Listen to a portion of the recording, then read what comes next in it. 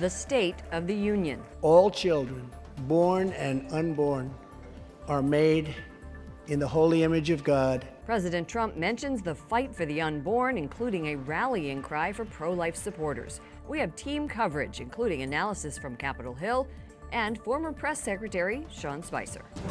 Abuse crisis. Church leaders gather in Washington to discuss how to restore trust with the faithful. The Pope speaks out about the mistreatment of nuns. We'll have a report from Rome. And no bones about it. An environmental group makes an offer to Pope Francis. Why it could leave a charity saying, well done.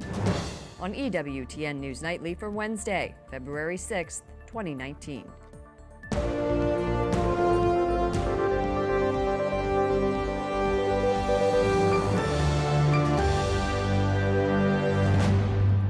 Let us reaffirm a fundamental truth.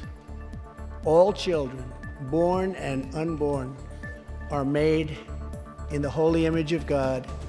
President Donald Trump defends the nation's children during last night's State of the Union, earning a standing ovation from Republicans and a few Democrats in the chamber.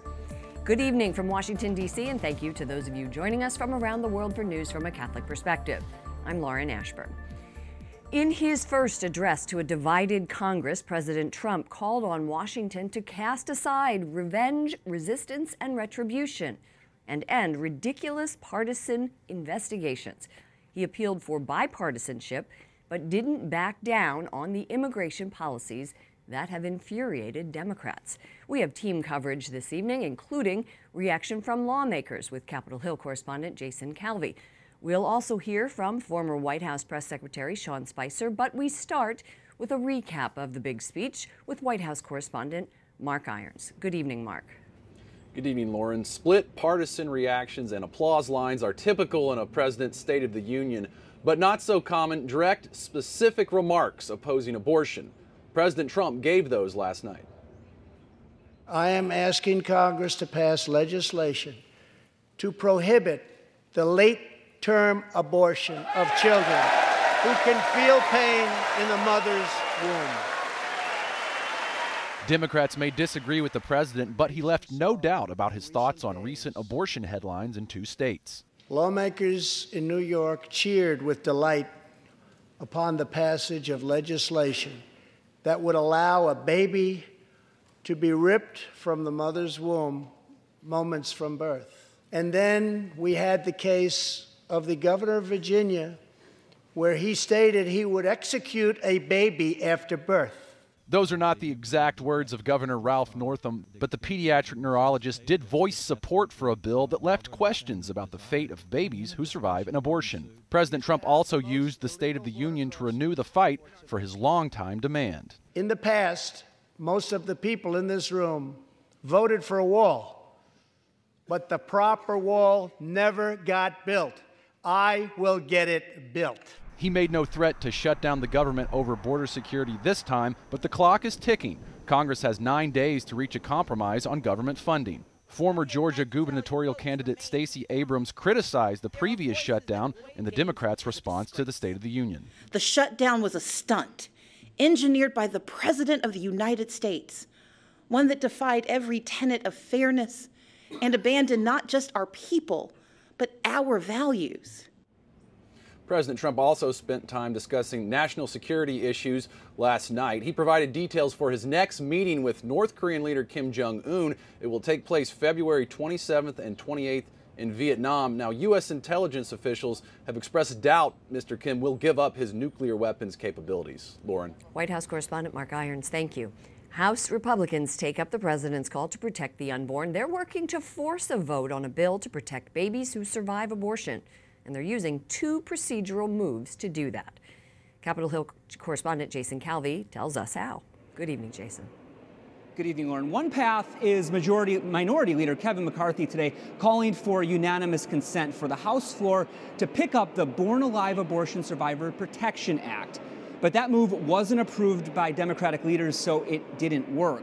Now, the GOP's second strategy is campaigning to get the needed 218 lawmaker signatures, which would, in fact, then bring the bill up for an immediate vote. And they got new motivation last night. Who can feel pain in the mother's womb. the reactions inside the House chamber as the president devotes 2 minutes of his speech to tackling abortion. Right after the speech, we spoke with Catholic Congressman Chris Smith. He did the cause of life a very significant help by being so profound in his statement, so clear. Ultrasound has shattered the myth that the unborn child is anything but human and alive, a person. The president challenged Congress to pass a bill to ban late-term abortion. A child not only knows the sound of her mother's voice, but can feel pain. And to kill a child in the womb at that age and that stage in life is unconscionable. Catholic Congresswoman Ann Wagner is also the lead sponsor of the House's bill to require abortion doctors and nurses treat a baby who survives an abortion. Her new push for that bill today comes after New York approved a law allowing abortions up till birth. And Virginia's governor was accused of supporting infanticide, both condemned last night by President Trump. He clearly stated a principle of human dignity and justice in a manner that confronted the grossness of what the governor of Virginia and New York has done. But Catholic Democrat Henry Cuellar, who in the past voted for the Born Alive bill, sees an uphill battle. He said, I want some legislation passed. I think if he looks at the House, you know it's not going to happen. Democratic leader Chuck Schumer wasn't impressed in the president's speech. He accused Trump of giving a divisive and at times nasty speech. Lauren? Capitol Hill correspondent Jason Calvi. Thank you, Jason. Joining me now with his analysis of last night's speech is President Trump's former press secretary, Sean Spicer. Sean, welcome back to our broadcast. It's great to be back, Lauren. Thank you. Last night in a tweet, you described the president's speech as a home run. What made it a winner for you? Actually, I think this is the third in a row, the first being the joint address that he gave right after he took office, last year's State of the Union, and then this one. He really kind of laid out, I think, two big things. One, where we've come from since he took office, and then where he wants to take the country. And so, as somebody, as a conservative, I think he checked all the boxes. He talked about stuff that he's doing on the economy, on foreign policy, and obviously on life. To have a president get up there and speak so forcefully about the protection of the unborn was just something that was great to hear on a worldwide stage. He did speak about his commitment to life and protecting religious freedom. You know, he said privately that he is disgusted about the proposed bill in Virginia and the New York law that allows abortion up until birth. But what can he do to fight these things at the state level, Sean? Well, I think, part of it is to call it out. Meaning that by using the forum that he had last night and letting people know what's going on at the state level throughout the country is important because, I had an opportunity to talk to the president, the vice president 2 nights ago prior to the speech, and it's really moving how this bill and the Governor Northam's comments in Virginia have affected him. Because as someone who has stood and argues for life, I recognize that there are policy differences with many folks on the left who support late-term abortion. But what we saw both in New York and the discussion in Virginia wasn't about late-term abortion. It was infanticide. It's murder.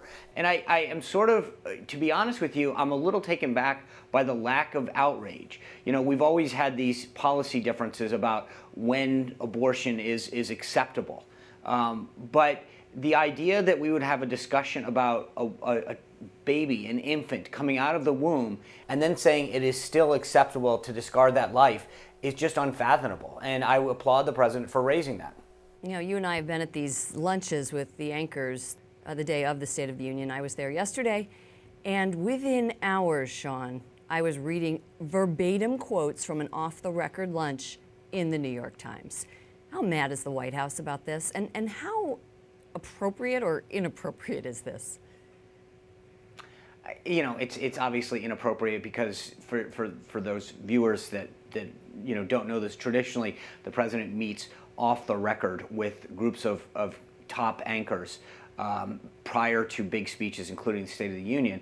And the idea is for them to kind of have a discussion about the speech and where the president's going and his thought process behind it. So it's disappointing that it leaks out, but it's also, I think we've gotten to the point where it's kind of expected. So I'm not sure that the White House is that upset.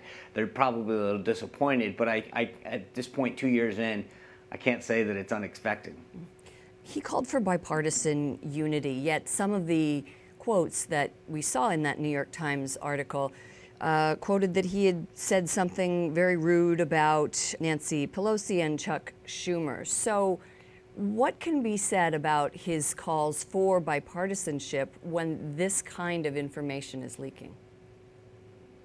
Well, again, I think it goes back to the issue. So he's talking about areas of common ground on key issues, whether it's infrastructure or prescription drug prices, that there should be bipartisan support for the issue. And I think that's very different than the personal piece of this, which, as we well are aware of over the last few years, the president is a counterpuncher. So, when these people insult him, he's going to go back at them. But that's vastly different than a call to unite and unify around issues of common ground. Sean Spicer, former White House press secretary, thanks so much for joining us. You bet, Lauren. Thank you. The political crisis escalates in Virginia, where 3 top Democrats are now under fire. Attorney General Mark Herring says he wore blackface once while at the University of Virginia in 1980. As we've reported, Governor Ralph Northam's career is in peril over a racist photo from his 1984 medical school yearbook. And Lieutenant Governor Justin Fairfax is facing sexual misconduct allegations. He denies those claims. Now, should Northam resign, Fairfax would be next in line, followed by Herring. Pope Francis says his pilgrimage this week to the United Arab Emirates wrote a new page of history in the dialogue between Christianity and Islam. Una nuova pagina nella storia del dialogo tra cristianesimo e Islam. During the Holy Father's weekly meetings with pilgrims, he said although the trip was brief, the scattered seeds will bear fruit according to God's will. This week, Francis became the first pope to visit the Arabian Peninsula. The Vatican is clarifying comments by Pope Francis about a case of what he called sexual slavery within a French congregation of nuns. For the first time, the Holy Father says there's a problem with the abuse of nuns. He made these comments during a news conference on the way home from the UAE. In 2 weeks, the Vatican will host an unprecedented gathering of bishops to craft a global response to clergy sex abuse scandals involving priests and minors. Alan Holdren is the EWTN Rome Bureau Chief. Alan, tell us what the Pope said. Well, the Pope was responding to a question about what he's going to be doing about the abuse or accusations of abuse against nuns in the church by clergy. And so he said that it does exist, that it's something that he's working on confronting, that he's committed to the fight against this. And he also said that there have been cases that came up in the time of Benedict XVI and some that are ongoing that referred to what he called sexual slavery. Cases of corruption in religious orders that led to founders and clergy, he said, committing these acts of sexual slavery. So why is he bringing this up now? We're hearing about abuse of minors and abuse of seminarians, and now he's bringing up abuse of nuns. Why now if this is something that he has not been talking about? Well, there was a report filed in L'Osservatore Romano's women's magazine called Women, Church and World last week. Lucetta Scarafia wrote the piece in which she said that this is an issue and an ongoing issue, especially in places like Africa, Asia, and Latin America. The Pope was asked about it on an in-flight press conference yesterday, coming back from Abu Dhabi, the United Arab Emirates. And the question was, are there going to be guidelines put in place, universal norms to combat this type of abuse? Do you think that this is going to be addressed in this summit that is going to be happening in Rome at the end of the month, of calling together all the bishops, the president of the bishops' conferences, to address abuse? It could be. It's only a 4-day affair. The first 3 are dedicated to meetings. The last is dedicated to a mass. They're already going to be covering quite a bit of ground, it seems, and the stated aim is just to be speaking about the protection of minors. Issues like this one and also the abuse of adult seminarians are questions that have come up. It's not clear if this will be something that will be on the docket. I need to add something as far as the statement on sexual slavery went by the Pope yesterday on the airplane. Today, the Vatican press office issued a statement saying that he meant manipulation and abuse of power that would be reflected in sexual abuse of religious sisters in this case. Alan Holdren, EWTN Rome Bureau Chief, thank you so much. Thank you, Lauren. Coming up, The Secretary of State hosts a group committed to defeating ISIS. And prominent Catholics discuss the clergy abuse crisis and how to regain trust of the faithful.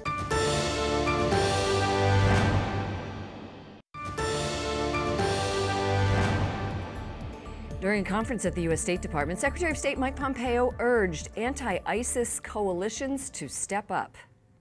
Members of this coalition must be willing to take back foreign terrorist fighters, prosecute them, and punish them. The meeting comes a day after President Trump announced the U.S. is working with allies to destroy any remains of the terror group. Pompeo says the troop withdrawal in Syria is only a tactical decision, not the end of the fight. We are called to holiness. That's what Cardinal Daniel DiNardo said about the clergy sex abuse crisis today. The head of the U.S. Bishops' Conference arrived in the nation's capital this morning to talk about how the church can overcome one of its biggest challenges. Correspondent Wyatt Goolsby has more from the Basilica of the Immaculate Conception. Good evening, Wyatt. Good evening, Lauren. Catholics are praying the U.S. bishops will tackle the sex abuse crisis head on when they meet with Pope Francis in Rome later this month. In addition, clergy members and theology professors at the Catholic University of America are trying to get to the root causes of the problem. Cardinal DiNardo says he's gotten feedback from the faithful across the country. Some letters are arranged with certain suggestions or demands. Other letters are remarkable for, within their anger, able to give a very consistent set of suggestions about what should be done. Cardinal Daniel DiNardo, Archbishop of Galveston, Houston, opening up about the thousands of letters he's received about the sex abuse crisis. DiNardo speaking at a conference hosted by the Catholic University of America called Healing the Breach of Trust. You might say, what's the major theme that makes almost everyone angry in the letters? McCarrick. Cardinal DiNardo referring to Theodore McCarrick, the disgraced former Archbishop of Washington who is credibly accused of abuse. Victims like James Grine told me in November McCarrick touched him inappropriately as a child. Can we do to fix that problem? James Garvey, the president of the Catholic University of America, proposed one solution. He tells me lay people must play an even bigger role in running church organizations. But there are also people who are in a position to give bishops good advice about how to solve problems like this and clean them up and make sure that they don't happen again. Professors helping organize today's conference say they're learning more about how lay people can help moving forward. Bishops themselves recognize the need to be doing more of the things that we think of bishops sort of as essential characteristics of their office, including confirmations, being in masses, right? Just being with the lay people in sacramental contexts. Today's conference is just one of several happening within the next few months. Organizers say this crisis cannot be solved with 1 or 2 meetings, but they say it's important to discuss ideas and be straightforward in talking about the problem. However, Lauren, we should say that Cardinal DiNardo declined any media questions today and denied any requests for an interview. Lauren. Correspondent Wyatt Goolsby reporting from outside the Basilica of the Immaculate Conception in Washington. Thank you, Wyatt. As we reported earlier, President Trump used his State of the Union speech last night to continue calls for border security, saying he wants people to come to the United States legally. Joining me now is Archbishop Jose Gomez of the Archdiocese of Los Angeles. Archbishop Gomez is also the Vice President of the U.S. Conference of Catholic Bishops. Your Excellency, welcome back to our broadcast. Thank you. It's great to be with you all. I want to hear why you're in D.C. at the Catholic University, but first, I want to talk to you about your efforts. You're at the forefront to promote immigration reform. And last night, in his State of the Union, President Trump continued to press for a border wall, calling this a moral issue. Do you think this is a moral issue? Well, it's a moral issue to try to find a way that people can come legally to the United States, because the reality is that we have about, 11 million people already in the United States that have no documents, and then there are all the young people that part of the DACA program. So in that sense, just the movements of people is something that is important for all of us, because it's a reality in current society. And yes, morally, we are obliged to take care of our brothers and sisters. That's what our faith is all about, loving God and loving one another. It is also true that governments and nations have the possibility or the need of protecting their borders, but it's got to be a humane system that helps people to move according to the needs of the different countries. I find it interesting that today you're at the Catholic University of America speaking about the crisis of man and moving to a new Christian humanism. How does that relate to immigration? Well, I think at the end, what I'm going to talk about is the crisis of the human person, how in the teachings of the Catholic Church, we talk about Christian anthropology. That means what is it, the meaning of humanity and who we are and who God is and how we can relate to God and to each other. So in that sense, I think it's part of the understanding of the people that are moving from one country to another. We have to treat them in a humane way according to the plan of God for the human person. Before we let you go, Pope Francis has just returned from the first ever papal trip to the Arabian Peninsula. I'm wondering your thoughts on how important this visit is in promoting peace between Christians and Muslims. Well, I think it was a beautiful trip, and I'm really happy that Pope Francis decided to go there, because I think it's important, as we are talking about the reality of people moving from one place to another. That's what the world is all about, and I think it is important that different communities and different countries and different faiths work together to promote peace, and that we can have a society where we can work together. Archbishop Jose Gomez of the Archdiocese of Los Angeles, Vice President of the U.S. Conference of Catholic Bishops. Thank you so much for joining our broadcast. You're welcome. Thank you. Up next, news about the feast day for one of the Church's newest saints, and a meaty issue for Pope Francis.